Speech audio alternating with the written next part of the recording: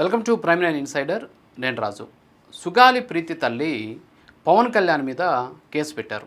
ఏమని కేసు పెట్టారు అంటే, ఆమె గన్నవరం పోలీస్ స్టేషన్లో 5/7/2026లో కంప్లైంట్ ఇచ్చారు.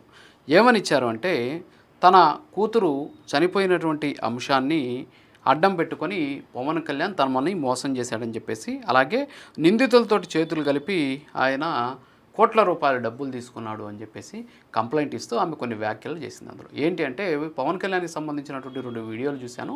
గన్నవరంకి వస్తున్నటువంటి దారిలో 2 వీడియోలు నాకు కనిపించాయి.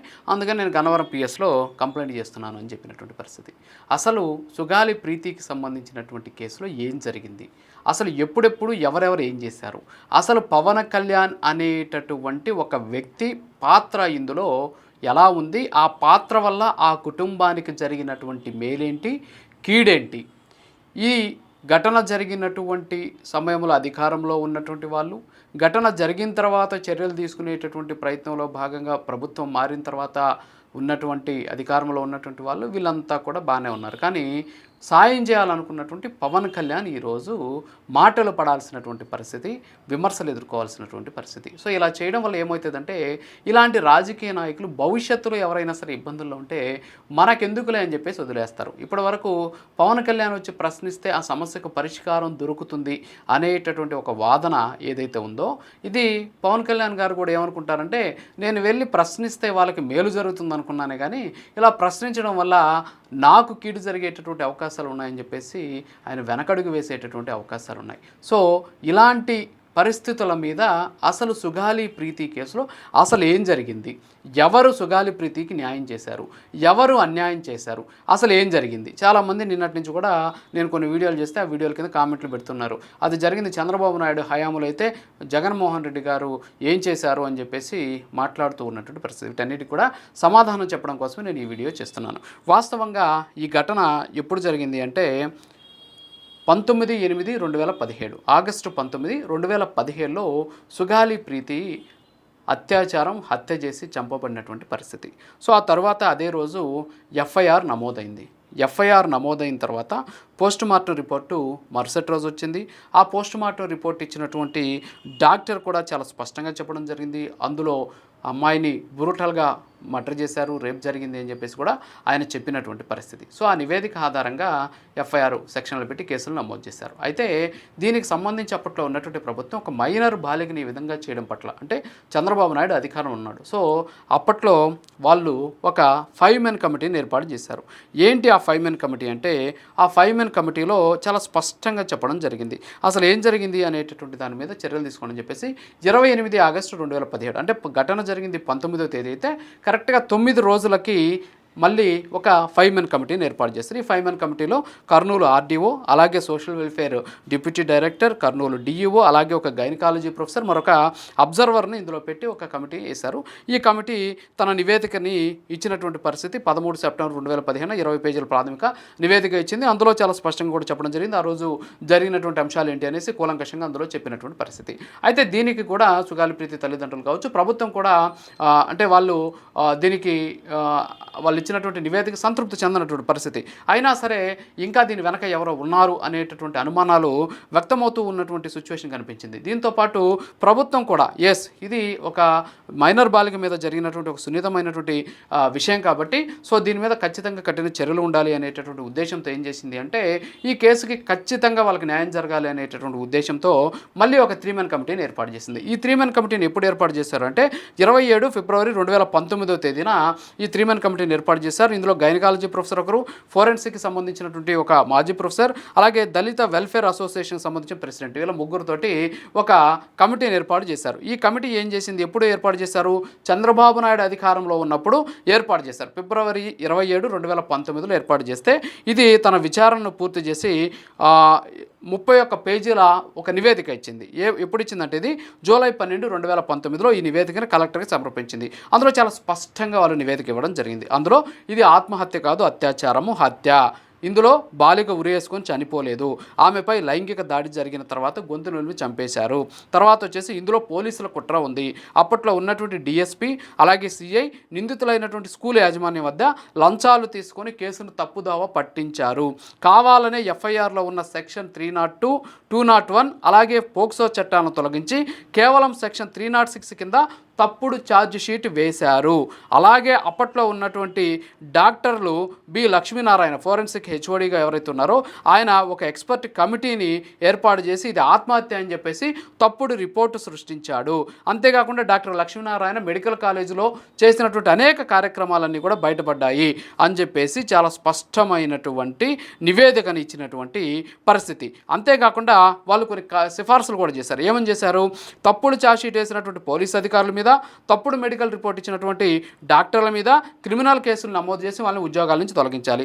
అలాగే సెక్షన్లో మార్పు చేయాలి. మళ్ళీ సెక్షన్ 302 పెట్టాలి. అలాగే సెక్షన్ 377A, 376D అత్యాచారం అలాగే పోక్సో చట్టాలను ఏర్పాటు చేయాలి. భారీ జరిమానా విధించాలి. డాక్టర్ లక్ష్మీనారాయణ ఎవరైతే తప్పుడు రిపోర్ట్ ఇచ్చారో ఆయన 2.5 కోట్లు వాళ్ళకి బాధ్యత తల్లిదండ్రులకు ఇవ్వాలి. నిందితులైనటువంటి స్కూల్ యాజమాన్యం 2 కోట్లు వాళ్ళకి ఇవ్వాలి. అలాగే తప్పుడు రిపోర్ట్ ఇచ్చినటువంటి ఇంకొక డాక్టర్ 50 లక్షల రూపాయలు వాళ్ళకి ఇవ్వాలి అని చెప్పేసి చాలా స్పష్టంగా ఈ నివేదిక ఇచ్చారు. నివేదిక ఈ కమిటీని ఏర్పాటు చేసింది ఇప్పుడు చంద్రబాబు నాయుడు అధికారంలో ఉన్నప్పుడు, అంటే 2019లో ఈ 2019 ఫిబ్రవరి 27 తేదీ ఏర్పాటు చేశారు. దీని నివేదిక వచ్చింది ఇప్పుడు జూలై 2019 12వ తేదీన వచ్చింది. అంటే అప్పుడు జగన్మోహన్ రెడ్డి గారు ముఖ్యమంత్రి. మరి 3 మెన్ కమిటీని వేశారు. ఒక కేసుకు సంబంధించి ఒక కమిటీ నివేదిక ఇచ్చిన తర్వాత ఆ కమిటీ నివేదిక మీద వాళ్ళు ఇచ్చినటువంటి సిఫార్సుల మీద కంటిన్యూ చేయాల్సినటువంటి బాధ్యత ఎవరి మీద ఉంటుంది? ప్రభుత్వం మీద ఉంటుంది. అంటే జగన్మోహన్ రెడ్డి గారు ఈ కమిటీ నివేదికను పట్టించుకోలేదు. జగన్మోహన్ రెడ్డి గారు మీన్స్ ఆయన ప్రభుత్వం పట్టించుకోలేదు. ఆ నివేదిక ఆధారంగా అప్పట్లోనే వాళ్ళ మీద చర్యలు తీసుకోవడంతో పాటు ఛార్జ్ షీట్ని కూడా ఈ సెక్షన్లన్నీ కూడా కలిపి వేస్తుంటే ఈరోజు ఇలాంటి పరిస్థితి వచ్చేది కాదు. ఆ రోజు వాళ్ళ వెనక ఎవరున్నారు? నిజంగా తెలుగుదేశం పార్టీ ఉంటే తెలుగుదేశం పార్టీకి సంబంధించిన కార్యకర్తల నాయకులను అరెస్ట్ చేస్తుంటే ఈరోజు ఇలాంటి పరిస్థితి వచ్చి ఉండేది కాదు. కానీ ఆ నివేదికని ప్రభుత్వం కూడా పట్టించుకోలేదు. అంటే ఇక్కడ ఘటన జరిగినటువంటి వెంటనే చంద్రబాబు నాయుడు 5 మెన్ కమిటీ వేశాడు. 5 మెన్ కమిటీలో సరైనటువంటి సంతృప్తి చెందకపోతే మళ్ళీ 3 మెన్ కమిటీ వేశాడు. 3 మెన్ కమిటీ వేసినటువంటి నివేదిక వచ్చే లోపల ఆయన ప్రభుత్వంలో నుంచి దిగిపోయినటువంటి పరిస్థితి. మరి అధికారంలోకి వచ్చినటువంటి జగన్మోహన్ రెడ్డి గారికి బాధ్యత ఉంది కదా, మరి జగన్మోహన్ రెడ్డి గారు ఏం చేశారు? దీన్ని పట్టించుకున్నటువంటి సిచ్యువేషన్. ఈ నేపథ్యంలోనే 2020లో ఆ సుగాలి ప్రీతి తల్లి పవన్ కళ్యాణ్ దగ్గరికి వచ్చి మాట్లాడితే పవన్ కళ్యాణ్ కర్నూలుకి కవాతు కార్యక్రమం నిర్వహించి దాదాపు 2 లక్షల మందితో ఆయన అక్కడ ఒక పెద్ద కార్యక్రమం నిర్వహించాడు. ఈ కార్యక్రమం చేసి నిలదీసినటువంటి పరిస్థితి. ఎప్పుడైతే ఆయన మాట్లాడారో అప్పుడు ఇదంతా కూడా సోషల్ మీడియాలో ట్రెండ్ అయినటువంటి సిచ్యువేషన్ ఉంది.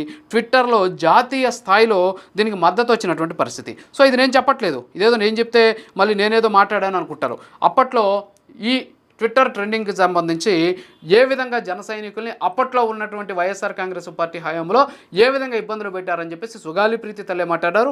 ఒక్కసారి ఆ మాట్లాడినటువంటి వీడియో విందాం. 4 సంవత్సరాల ఇంతవరకు న్యాయం జరగనందుకు జనసేన అధినేత పవన్ కళ్యాణ్ గారికి మేము విన్నవించుకోవడము, ఆయన మా కేసులో స్పందించడం జరిగింది. మరి ఈ రోజు సాయంత్రం 6:30 గంటలకి ట్విట్టర్ అనేది మొదలైంది. ట్విట్టర్ లో ట్రెండ్ చేస్తే పాపం సుగాలి ప్రీతి కేసుకు న్యాయం జరుగుతుందని జన సైనికులు, లక్షల మంది జన సైనికులు మాకు వెంటుండి మాకు పోరాటం చేస్తూ ఉంటే జస్టిస్ ఫర్ సుగాలి ప్రీతి అని ట్యాగ్ చేస్తూ వాళ్ళు ఈ రోజు నుంచి స్టార్ట్ చేస్తే ఇప్పుడు అర్ధరాత్రి పూట ఈ టైంలో జనసేన నాయకులు వాళ్ళ ఇంటికి వెళ్ళి పోలీసు వాళ్ళు మీకు లీగల్ యాక్షన్ తీసుకుంటాం మీ మీద, మీరు వచ్చి మీరు కనపరావాలా, మీరు ఆ కేసు సిబిఐకి ఇచ్చాం కదా, మీరు ఎందుకు దాంట్లో ట్విట్టర్ చేస్తున్నారని వార్నింగ్ ఇవ్వడం జరుగుతుంది. మరి ఇదైనా జగనన్న పాలనంటే? మరి జగనన్న 2 సార్లు కలిసినాము, ఈ ప్రభుత్వం చేయకపోయా, పోలీసులు చేయకపోయా, అంటే ఈ ప్రభుత్వము ఏమంటారు ముద్దాయిలకు కొమ్ము కాస్తుందా అని అడుగుతున్నా నేను. ఎస్, అంటే ఆ రోజు సుగాలి ప్రీతి తరపున పోరాటం చేసినటువంటి జన సైనికుల్ని పోలీసులు ఏ విధంగా ఇబ్బంది పెట్టారనేది నేను చెప్పట్లా, ఏమే చెప్తున్నారు అంటే ఆ రోజు జన సైనికుల లక్షలాది మంది సుగాలి ప్రీతికి న్యాయం కోసం వాళ్ళు ట్విట్టర్ చేశారు. సో అప్పుడు వాళ్ళు ఇబ్బందులు పెట్టారు, జగన్మోహన్ రెడ్డి హయాంలో ఉన్నటువంటి పోలీసులు ఇబ్బందులు పెట్టారు, సో జగనన్న అన్యాయం చేస్తున్నాడు అని చెప్పేసి ఆమె మాట్లాడినటువంటి మాటలు ఇవి. సో ఆ రోజు పవన్ కళ్యాణ్ ఈ కవాతు నిర్వహించిన తర్వాత ఈ ట్విట్టర్లో ట్రెండింగ్ అయిన తర్వాత ఏమైందంటే ప్రభుత్వం వెంటనే దీని మీద చర్యలకు ఉపక్రమించి వాళ్ళ కుటుంబానికి అవసరమైనటువంటి ఎస్సీ ఎస్టీ అట్రాసిటీ చట్టం ప్రకారం రావాల్సినటువంటి ఏదైతే ప్రయోజనాలు ఉన్నాయో అవన్నీ కూడా వాళ్ళకి సమర్పించారు. అప్పుడు ఆమె చెప్పడం జరిగింది, సో పవన్ కళ్యాణ్ గారి పోరాటం వల్లే నాకు ఇవన్నీ కూడా వచ్చాయని చెప్పేసి. ఆ తర్వాత జగన్మోహన్ రెడ్డి గారు ఏం చేశారంటే ఒక జీవోని ఇవ్వడం జరిగింది. ఏంటి ఆ జీవో? ఇది ఈ కేసుకి సంబంధించి సిబిఐకి మేము ఇస్తున్నాం అని చెప్పేసి ఆయన ఒక జీవో ఇచ్చారు. ఆ జీవోలో ఏముంది, ఎఫ్ఐఆర్ని మెన్షన్ చేయలేదు. ఎఫ్ఐఆర్ని మెన్షన్ చేయకపోతే వాళ్ళు తీసుకోరు కదా, వాళ్ళు మళ్ళీ లెటర్ రాశారు. లెటర్ రాసిన తర్వాత సార్ మీరు ఇచ్చినటువంటి జీవో సరిగా లేదు, సో జీవోలో కొన్ని అంశాలు లేవు, అంతేకాకుండా డిఓపిటీకి మీరు లెటర్ రాయలేదని చెప్తే అప్పుడు మళ్ళీ సవరించి మళ్ళీ 3 నెలల తర్వాత ఇంకొక జీవో ఇచ్చారు. ఆ జీవోని ఇచ్చిన తర్వాత ఫాలో అప్ మర్చిపోయారు. అంటే ఒక జీవో ఇచ్చేసి వదిలేయడం కాదు, ఆ జీవో ఇచ్చిన తర్వాత దానికి సంబంధించి డిఓపిటీతో మాట్లాడాలి. సెక్షన్ 6 కింద నోటిఫికేషన్ ఇచ్చినప్పుడు సెక్షన్ 5 కింద సెంట్రల్ గవర్నమెంట్ దానికి ఒక నోటిఫికేషన్ ఇవ్వాలి. ఇచ్చిన తర్వాత సిబిఐ విచారణకి వస్తుందన్నమాట. సో అవన్నీ కూడా చేయకుండా కేవలం ఒక జీవో ఇచ్చేసి వదిలేసినటువంటి పరిస్థితి.